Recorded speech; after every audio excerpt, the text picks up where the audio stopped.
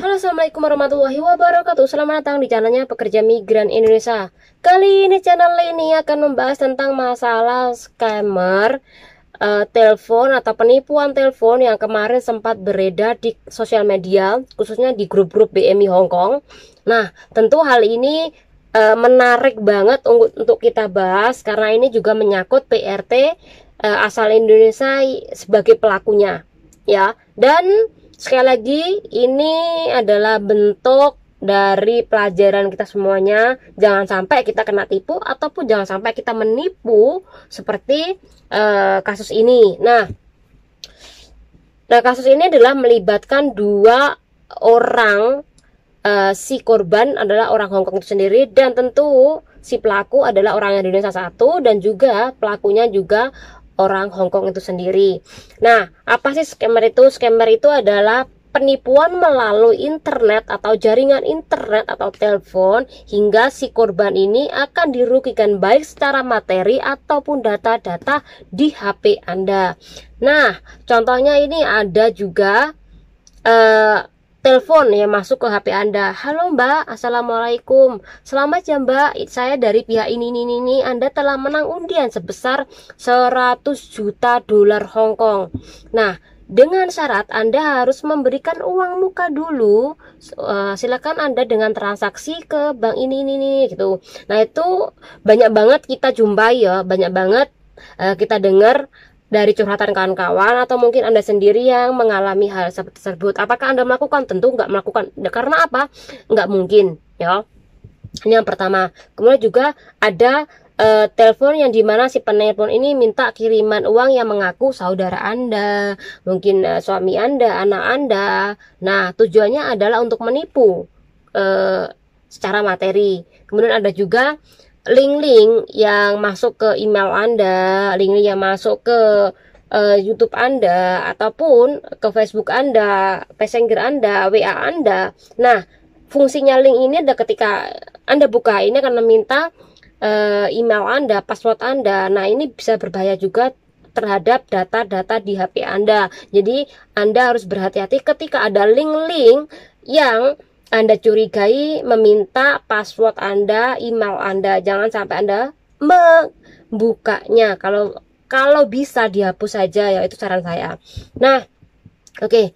Korbannya ini ada dua orang. Yang pertama adalah umur 76 tahun, nenek perempuan, yang dimana ini adalah tinggal sendirian di Kennedy Town, dan ia menerima telepon tanggal 6 September 2021, dan yang menelpon ini adalah mengaku putranya yang ditangkap oleh pihak polisi karena telah mabuk dan menimbulkan keributan. Nah, polisi tersebut meminta jaminan atau uang sebesar 110.000 dolar Hong Kong. Nah, akhirnya si nenek tersebut diarahkan oleh pria tersebut yang orang Hong Kong itu sendiri untuk datang mengantarkan uang tersebut ke Kowloon Walat City Park. Nah, di situ nanti akan berjumpa perempuan dengan baju ini. Silakan nanti Anda memberikan seperti itu.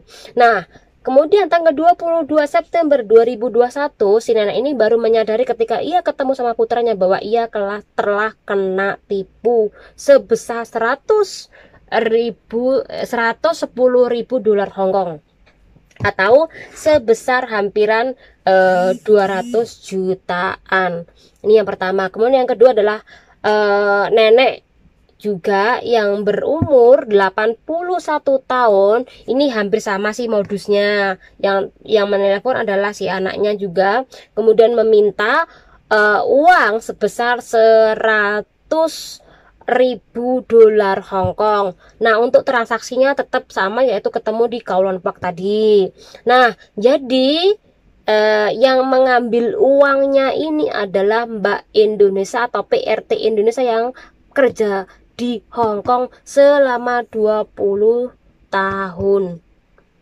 Nah, Mbak ini ternyata ketika melakukan kejahatannya sama orang Hong Kong itu sendiri, ini hanya dikasih 3.000.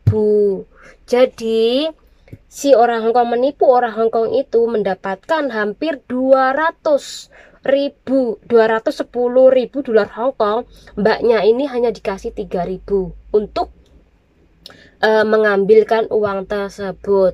Nah, jadi tentu yang rugi itu adalah si mbaknya ya, karena selain tuntutan hukum 10 tahun, tentu mbaknya ini harus penjara, blacklist itu.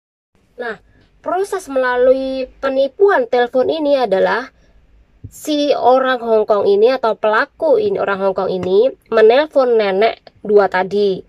Nah, nenek dua tadi itu dibilangin bahwa aku adalah anakmu, aku butuh uang. Jadi bisa nggak kamu kasih aku uang, kemudian kamu langsung saja ke taman atau Kowloon Park tadi. Nah, di situ sudah ditunggu sama CC Indonesia, yang dimana hanya dibayar cuma 3.000 tadi. Nah, disitulah kalau mbaknya sudah mengambil uang tersebut, maka mbaknya nanti akan mentransfer uang tersebut di bank C, di bank EC.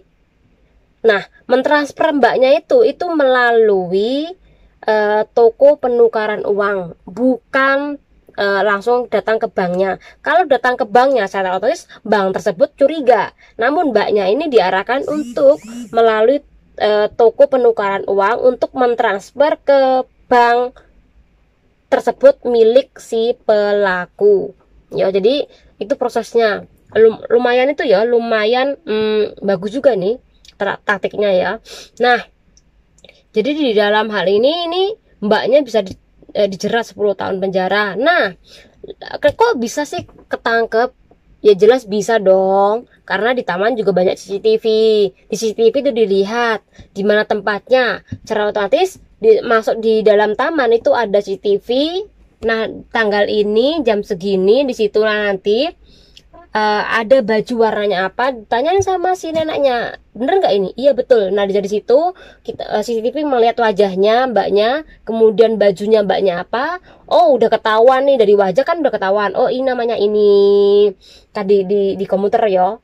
Jadi ini orangnya ini, tempat tinggalnya di ini. Nah, di situlah polisi tahu bahwa si mbaknya ini tinggal di Tunjung S1 di Kowloon City sana, dan langsung si polisi datang ke sana, menggerebek rumahnya, dan di situ menemukan mbaknya pakai baju yang kemarin buat transaksi. Akhirnya polisi menangkapnya. Jadi hal ini adalah pelajaran buat kawan-kawan semuanya bahwa serapi-rapinya kejahatan itu pasti akan menemui titik terangnya.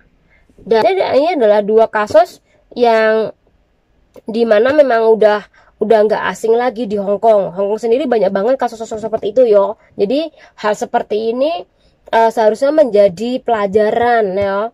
Jadi kayak atau seharusnya nenek itu telepon dulu sama anaknya, memastikan iya apa enggaknya. Nah, jadi nenek juga harus berhati-hati ketika ngobrol sama orang lain, ataupun dia bilang bahwa aku tinggal di rumah sendirian, nggak ada anak, nggak ada itu, anakku tinggalnya di tempat jauh. Hal seperti itu seharusnya menjadi pribadi dia sendiri, jangan sampai diomong-omongkan atau dibicarakan ke orang lain, karena itu bisa menciptakan kejahatan kepada kita. Ya, jadi hal ini harus kita rahasiakan.